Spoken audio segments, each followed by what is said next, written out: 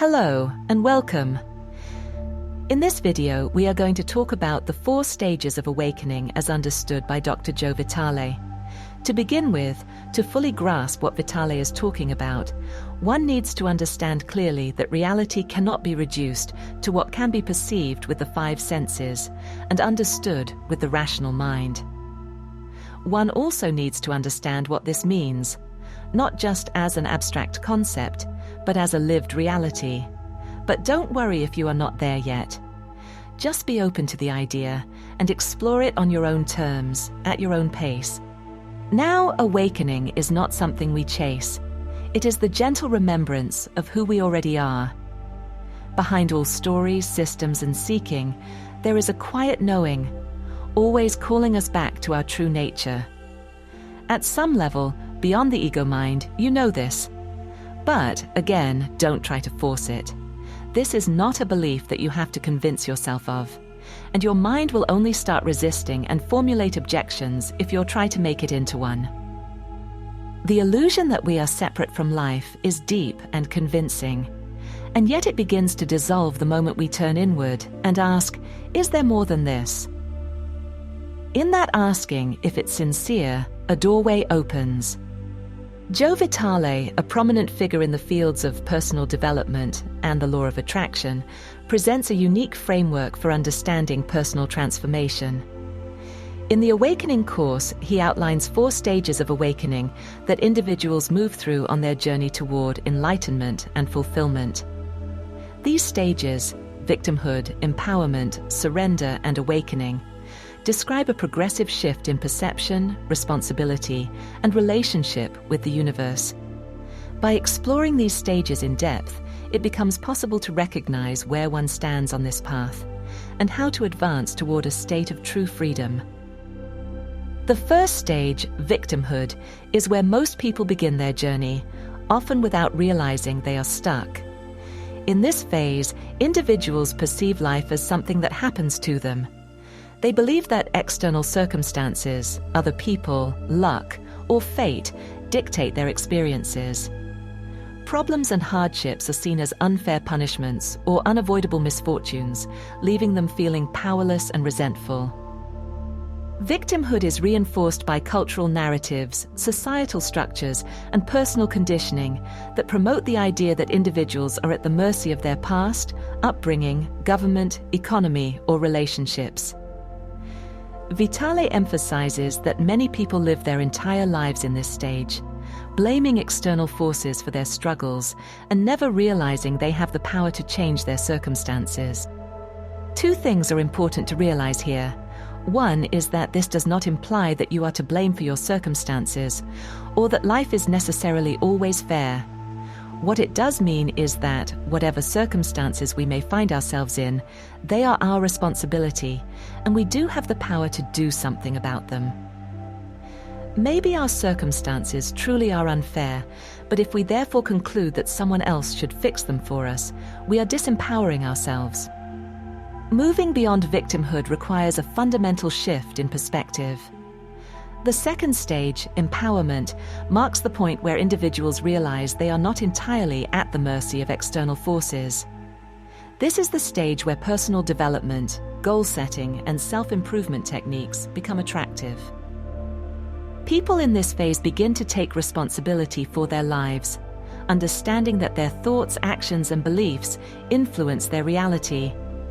They may embrace concepts like the law of attraction, while taking conscious actions toward reaching their goals, discovering that they have the ability to create the life they desire. Even if progress often can be slow, they inevitably start seeing improvements in their lives.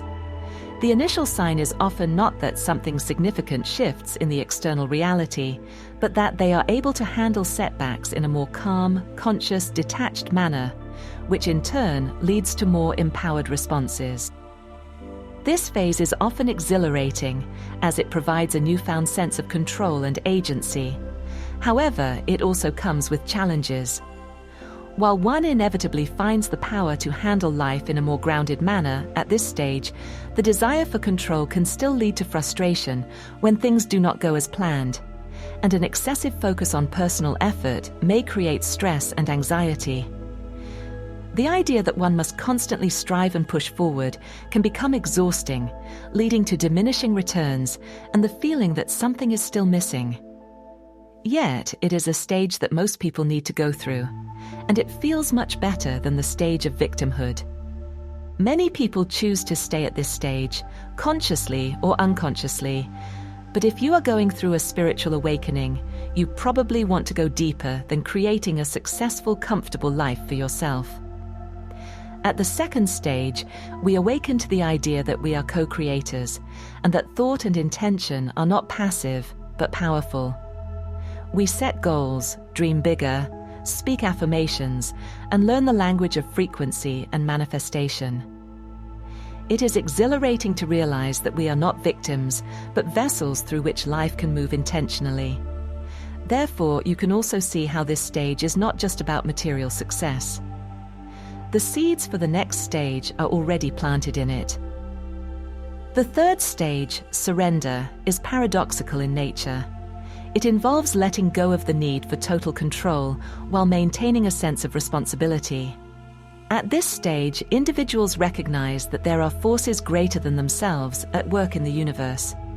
Rather than forcing outcomes through sheer willpower, they learn to trust the process and flow with life. Surrender does not mean passivity or giving up. Rather, it is an active state of allowing, listening, and following inner guidance. Through the practice of taking full responsibility for everything in one's reality, not as a burden, but as an opportunity for transformation, people in this stage experience profound shifts. They realize that by aligning with a higher intelligence, solutions emerge naturally, and life unfolds with more ease and grace. This stage brings inner peace, but it can be difficult to realize for those who have spent years in the empowerment phase, believing they must always be in control. In the stage of surrender, life starts to become truly magical. You tap into your intuition, experience synchronicities, and start to experience life as a coherent whole, instead of fragmented experiences with no connection to each other, beyond that of cause and effect. This means that you are beginning to tap directly into the infinite, unchanging consciousness that everything you see around you is a manifestation of, which in turn means that you are beginning to experience life from a quantum level. The final stage, awakening. You can begin to discern how these stages build upon one another. This stage transcends the previous three and represents a state of unity, love, and limitless potential. At this level, individuals no longer see themselves as separate from the universe or from others at all. They recognize that everything is interconnected, and their identity expands beyond the ego.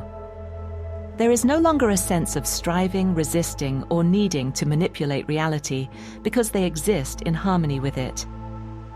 This state is often described in spiritual traditions as enlightenment, the zero state, or oneness with the divine. In this phase, miracles seem to happen effortlessly, synchronicities abound, and life is no longer about achieving or obtaining, but about being. Vitale suggests that very few people reach this stage fully, even if more and more probably will as the global awakening unfolds. However, just glimpsing this state can be life-changing, as it dissolves fears, doubts, and the illusion of limitation. This last part is important, as a prerequisite for entering higher states is that one needs to start trusting the flow of life. This is not always easy. It's difficult to remain in faith when something truly challenging happens, even for those who have walked on a spiritual path for a while and know beyond any shadow of doubt that the spiritual nature of reality is real. This is because as long as we have an ego, we have a part of us that insists that what is happening in the physical reality is what is most important, and therefore believes that it has to struggle with it, control it, and force things to happen a certain way within it. As you can understand from this, the journey through these 4 stages is not always linear. Many people move back and forth between stages, experiencing moments of clarity followed by periods of struggle. The key to progression lies in awareness, Recognizing where one currently stands allows for intentional growth, whether that means shifting from victimhood to empowerment, learning to surrender, or deepening into awakening. Each stage serves a purpose, and there is no right or wrong place to be, only opportunities for further expansion. Through self-reflection, inner work, and openness to new perspectives, anyone can continue moving toward greater levels of freedom and enlightenment. When you know that this fluctuation is a necessary part of the journey, you can also more easily see that just because you are in the state of victimhood at one particular point in time, it doesn't mean that this is your only state or even your dominant one. This is hard for the ego to see, though, as it has a tendency to confuse right now with forever. If you can remember this and therefore see through this illusion, it will be much easier to let go of this cycle and all of the emotional and mental loops that come with it. Feeling and acting as if this state is going to last forever, on the other hand, will likely keep you stuck in it much longer than you have to. An important way of understanding which state you are currently operating from is observing yourself. We are usually not totally aware of what we are feeling, the thoughts that pass through our heads, or how our thoughts and emotions feed into each other. You may be shocked when you realize how many times you, for example, are thinking in detail of how you are going to defend yourself in a worst-case scenario that likely will never manifest. You are invited to find your own examples of this and to start noticing recurring patterns in your inner life that feed into a sense of victimhood. Next, start challenging these thoughts. Ask yourself how likely it is that a particular event will occur. If you are thinking of asking a situation that is already present in your life, ask yourself constructive questions such as, are there other ways to respond to this than those that most readily present themselves? You will be surprised at how much will come up when you engage yourself in a conscious dialogue of this kind. Remember, this is part of the process of shifting your focus from always being caught up in whatever is going on the outside toward your inner life, which is where you connect deeply not just with yourself, but with infinite consciousness. And since you share this connection with everyone else, this is also where you connect at the deepest level with those around you and the rest of humanity and the world. In summary, Joe Vitale's 4 stages of awakening provide a structured understanding of personal and spiritual transformation. The journey begins with victimhood, where individuals feel powerless and blame external circumstances for their struggles. Moving into empowerment, they realize they have control over their lives and begin using personal development tools to shape their reality. The stage of surrender brings a deeper awareness that true transformation comes not from control, but from aligning with a higher intelligence and letting go of resistance. Finally, awakening represents a state of complete unity with the universe, where life flows effortlessly and limitations dissolve. While progression through these stages is not always linear, awareness of where one stands allows for intentional growth.